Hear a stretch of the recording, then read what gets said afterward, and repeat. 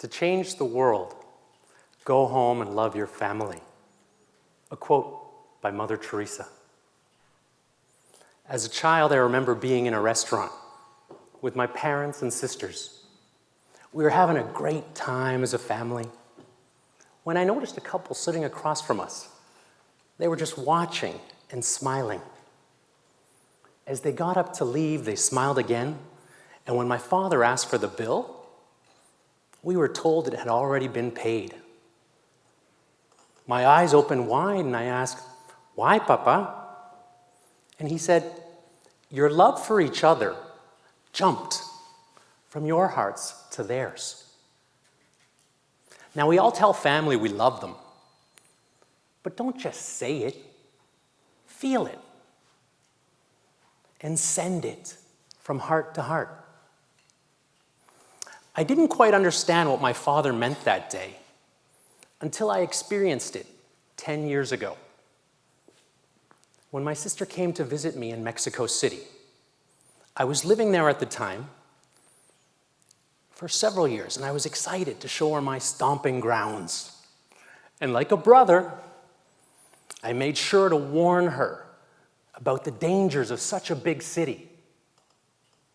But unfortunately, I didn't take my own advice. I got us into a cab, the wrong cab, at the wrong time. And before we knew it, we'd been kidnapped. It was like an out-of-body experience.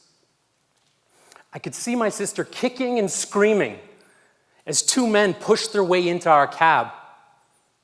I couldn't understand what was going on. And there she was screaming. And then I got punched in the head and I finally snapped out of it. But by then it was too late.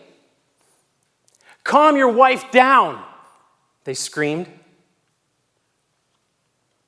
My sister started hyperventilating, and I was just left thinking, so this is how it ends. "Empty your pockets, give us your bags."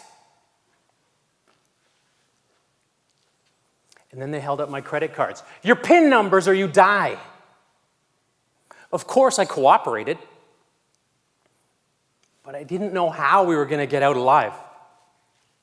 So in that moment, without telling my sister what I was doing, I started to say my goodbyes. I looked her straight in the eyes and spoke directly into her soul. "I love you. I love you so much. You're the best sister I could ever have, and I'm sorry for getting us into this mess." With tears streaming down her face, she held my hand and then touched my cheek and said, "You're a wonderful brother. I love you."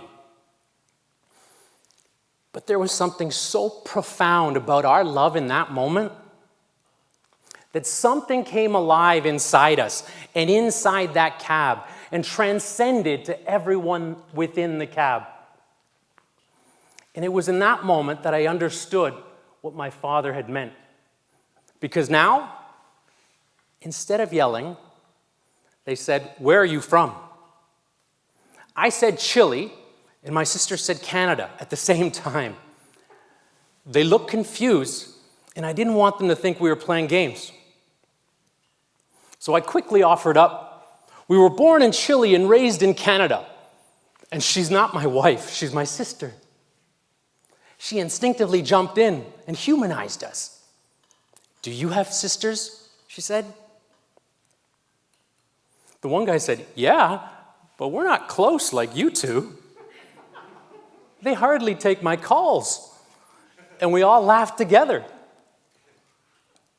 And then the guy beside me eased up and said, "Your sister has a great kick. She got me right in the leg." My sister just giggled and said, "I'm sorry, but you guys scared me." And there we were in the back of this cab, connecting with our captors like we were making new friends. I said, "Chile and Mexico are both in the World Cup." And they got so excited and cheered. We must have spoke about soccer for what seemed like hours as we drove around in a holding pattern waiting for them to get instructions. I ended up seeing the one guy's screensaver, the Toronto Raptors, and switched the conversation to basketball. Eventually, he was even showing me photographs of his girlfriend.